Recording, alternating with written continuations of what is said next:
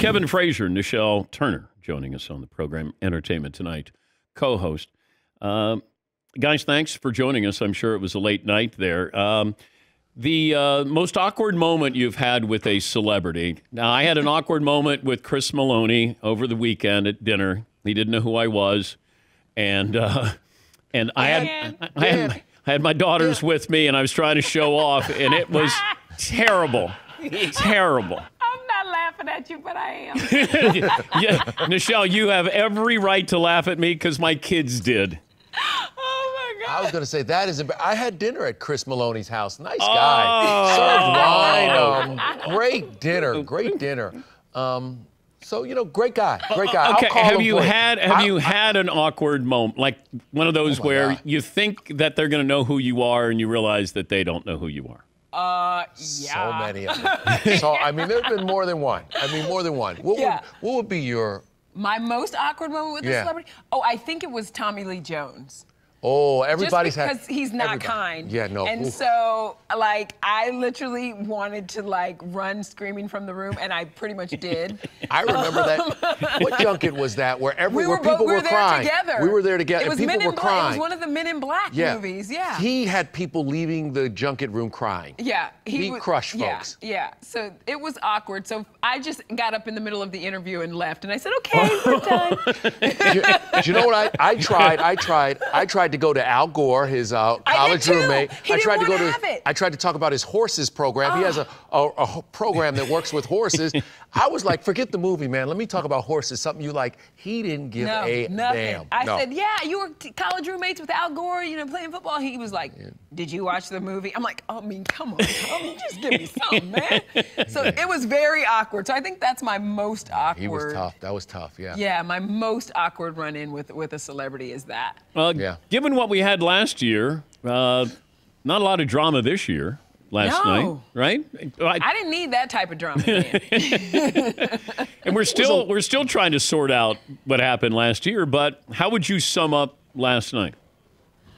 Kimmel was a 10. Yes. That's the first thing. I thought he was a 10 for sure. I am of the mindset now after seeing him last night. I think he needs to do it every year. The forever host. Just bring Jimmy back. Let him do it. He knows pacing. He knows how to land the joke. He knows how to go after folks that it doesn't feel mean, where it just feels still fun, but he's still getting the punchline in. So I think off top. The Robert Blake joke hurt a little bit. I mean, that one hurt a little bit. That was a tough one. He hit Robert Blake hard. Well, I mean,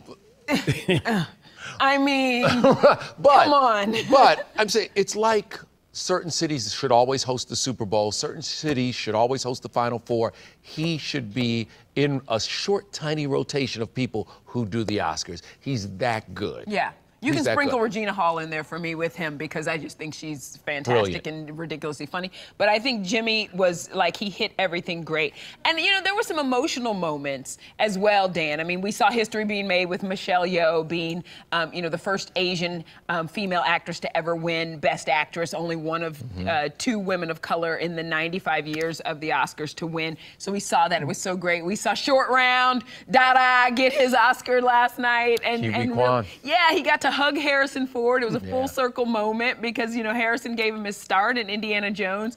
And we saw, you know, just his story was so inspiring. And we just root for that guy. Here's what I want to know. I know Dan has his SAG card.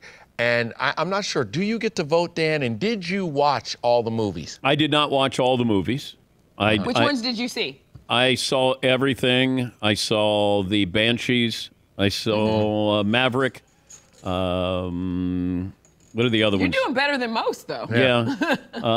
You know, I was wondering about, yeah, I didn't like Elvis, but I did watch it. I was wondering about this. I was hoping that Tom Cruise would have been celebrated last night by everybody there. And he wasn't going to win, but what he did for movies this past year, to have that place give him a standing ovation, I thought would have been wonderful to have him present an award last night. Dan, we have a great story about. Listen, let me just tell you, Tom is working right now. He's still making Mission Impossible. Part two.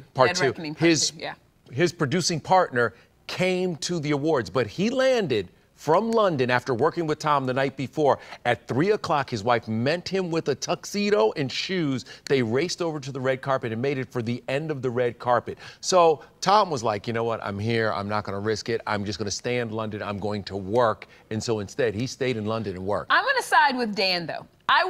We were all so geeked thinking that Tom Cruise was going to be there. I mean, he is a movie star with a capital M, capital S, right? And so we were all geeked with this. Yeah. And if we're being honest, Top Gun Maverick was the best film of the year. A 10. It was the best movie of the year. It was a perfect movie. Thank you. It should have won Best Picture. Thank you. And it kind of makes me angry sometimes when, Academy voters kind of stick their nose in the air a little bit and think that a tentpole can't be the best film of the year, because this, in fact, was. It hit every note. It was a great movie that everybody went to see. It got everybody back in the movie theaters. And he saved the movie industry with that movie. You have 35 years between those movies, and it was still perfect. Better than the original. Yes. Better than the original. I said what I said. I said it with my chest, Dan. Easy. I said it with my chest. I wouldn't say it was. All I know is you still had a scene on the beach and they're playing football. So, right? How many of us? When's the last time you wore cut-off jeans, Kevin? He probably wore them yesterday, Dan. Dan, I do have a pair of cut-off jeans. I will not lie. I do have a pair of cut-off jeans. Okay. Now, did you guys? What after party do you go to? Ooh, I went to this club called Bed. I was going to say Home. Well, I went to Club Home. Because let me tell you about this, Dan. Here's what happens. We were here at 3 a.m. this morning to do live TV. And if you go out, it automatically snowballs into a bad 2-day. It's like a 2-day bender. Yeah, I'm 48. I we're just too damn old. It's a bender. I just want to be cute and like in bed and just that's it. I can't do it. Okay, give me the best and party. Jay-Z had a party. Beyonce and Jay-Z's party. Yeah, their party is the best. The gold party is always the party. Yeah. Okay, but what happens other than there's beautiful people there? No one knows. There is great music. And there is great camaraderie. No, it's like the Fight Club, though. The first rule of the gold party is you don't talk about them. Yeah, if you talk about it, nobody gets in. Absolutely. So that's, Beyonce made the song about it. Remember when somebody said they bit her and nobody knew who bit Beyonce? It was the big thing. At the party, At the party. Right. And she wrote in the song, if you want to party with the queen, you have to sign a non-disclosure. Yeah. That's why. You can't say a word. Kevin Frazier, Nischelle Turner, Entertainment Tonight. What do you have on tap for entertainment tonight? Well, Kevin's doing his bracket. That's what we've let's be honest about this. I have my bracket. I'm working on it right now. There's some things I need to know. I've been watching. We're battling back and forth because we've got different opinions. We've talked about some games. She's a Mizzou grad. Yeah, I'm going up Thursday for the game in Sacramento. Okay. I'm ditching work for the day, and I'm going to go to the game. Okay. Very hyped about what her Tigers are going to do. I'm very interested to see what they do. I mean, don't play with me and the Tigers. Don't do that. We're not going to do that today, Dan. And he just said doo-doo, by the way. Right, you noticed that. So, yeah. I didn't say passion bucket, but I said doo-doo. And I want to say that Utah State is tough. Arizona is going to be more than I think that could be more than they can handle. We're going to wipe the floor with Utah State. Don't play. Oh, wow. Okay. But he's trying to fill out his bracket, but we're going to have all of that. Where you were asking us about all the parties. We were at all the parties last night, and folks were out in droves. So we're going to have all that, the stuff you didn't see on the Oscar stage, that'll all be on the show tonight. We'll have the fact that I almost tripped Rihanna. Yeah, he was almost the most hated man in Hollywood this morning. Because, he did. He almost made Rihanna fall. It was, Dan, my life flashed in front of me. She was walking in, and, we've just been with her at the Super Bowl, just did an interview. We were so excited to see her. She was walking by. She turned to give us love and lost her balance. Kevin's fault. It's almost as bad as Chris Meloni. Almost as bad. Dan, I'm going to talk to Chris for you, man. I'm going to talk to Chris for you. I don't know. He must have got confused or something. I know. Kevin, I walked over and I said, hey, Chris, Dan Patrick, sportscaster. He goes, oh, okay. Now, I know I'm dead. When he goes, oh, okay. And then, and then it just hung out there. That okay just hung in the air. Ooh, Dan. And it was capital O and K. And it wasn't okay. No, It was all bad. It just hung there. I could see the words, and I wanted to grab them and bring them back. And then you had to go tell your kids. Well, no, they saw it. They watched. No, they were right there with me. No. Oh, they were standing with you. Yes, they wanted to meet him. I played the I'm a celebrity, he's a celebrity. He's obviously going to know who I am. Girls, come on over. Let's meet him. Oh, my daughters were so excited. You can never tell your kids anything ever again now, because they're going to be like, yeah, whatever. And you don't even know Chris Meloni. Nischelle, it's a what is that the equivalent? You know what that's the equivalent of, Dan? And we were talking about this yesterday on the red carpet.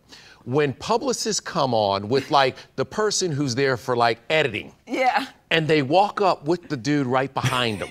And it's like, check with us beforehand, because we don't want to break your heart. They walk up and they're like, told him, I know him. Right, I know Kevin. I can get this for you. And they walk over and they say, hey, are you interested in so-and-so? Yeah. He's nominated for editing. And we're like, I'm sorry, we're good. We're going to pass. And then they have to turn around, and that person's staring daggers at us. What was the guy for the musical guy, the score? The guy who did the score for the Fabelmans? Was it Fabelmans? Oh, I don't remember what film it was. God, we're not going to call him out. No, right. But he was so mad at us. Oh, he was so mad. No, it wasn't Fabelmans. That was John Williams. No, we're not going to do that. But I'm going to say, it was somebody who was really mad at us, yeah. Well, thank you for making me feel worse, and I look forward to you sending in the bracket. And if you talk to Chris, just tell him, hey, I'm sorry. I don't know what I did or didn't do, but I mean, he is a sex symbol, Dan. I wonder if I say Dan Patrick, will he know who Dan is? Chris Meloni's behind has like its own Instagram, but like it's legendary now. Well, he didn't stand up. He was seated, so I wasn't able to go, Chris, turn around. Yeah, I see it. I think if Dan had, they're caking. I think if Dan had said all the movies he'd been in, and some of those Adam Sandler movies. I'm in Adam Sandler movies. No, right, he would have said, No. It wouldn't have mattered. It would not have mattered. But that's okay. That's a tough okay. That's a tough okay. That's a toughie. But you know what? We should all get humbled. It's okay. It's okay. Yeah. That's your Shaquille O'Neal thing. Shaquille always says, if he could shoot free throws, nobody would be able to tell him anything because he'd have been the greatest thing ever. So he needed that to keep him humble. That's what you needed. You needed that to keep you humble. Now, I know Kevin could outshoot Shaq from the line. Nischelle, you might be able to outshoot Shaq. I can totally outshoot That's him. Easy. Yeah, that's 100%. And I'm terrible, so I can totally outshoot him from the line. Dan Patrick, shut the hell up. Yeah. Hey, thank you. Yeah, Dan Patrick, shut the hell up. Thank you for joining us, guys. And I'll wait to get your bracket. Thank you, guys. Okay, it's coming. It's coming. All right, Nischelle Turner. We're going to call Chris right now. Let's call him. That'd be Let's great. call Chris, our man. Thank you. Kevin Frazier from Entertainment Tonight. Yeah, they really cheered me up there, didn't they?